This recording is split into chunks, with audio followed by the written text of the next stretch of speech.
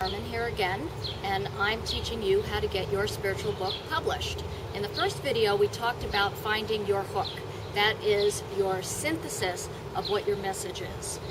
What you're going to need as a spiritual book writer is the nonfiction book proposal.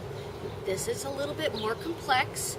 We can't cover it in a very short video, but I can give you an introduction to it because as you're developing your product, and that's what this is, you want to keep in mind that you want to introduce it to an agent or an editor, or you may also just be thinking of self-publishing, which we will discuss in the second set of videos.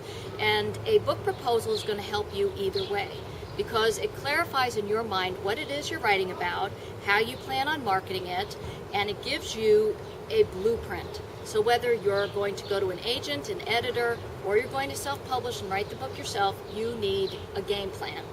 So you're going to start with your hook, and then you're going to build from there. I call it like a tree, and you're going to come up with, let's say, 10 topic areas. Don't worry right now whether or not they're fancy and you have, great titles for everything. Some people get very caught up in the words, and that is a mistake. We want to be very flexible because with nonfiction, and especially with this kind of material, the role of the writer is clarity. It's conveying information. Your reader may be intrigued with your story, but they really want to know what's in it for me. They're reading your book because there's something they want to learn, they want to relate to your story, there's something interesting to them, so keep your reader in mind as you develop your outline. You're going to develop 10, 12 lists, just topic areas for your book proposal. I always recommend starting here, even though that's not the first section that you're going to put together in writing a book proposal. A book proposal is like a business plan.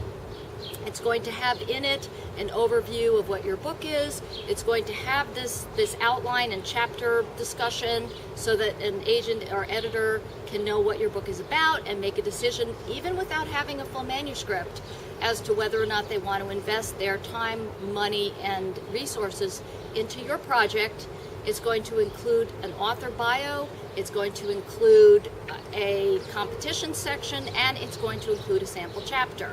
I know, it sounds daunting. It's really, really not. And it's actually advantageous to you because you don't need a full manuscript to sell a nonfiction book. And you don't need a full manuscript to sell a spiritual nonfiction book. What you need is a great idea, a great proposal, and some sample material. Think about it this way: if you were investing in something, you'd want to know what you were getting. So meet me again in our video 3, and we'll talk more about the sections of the book proposal.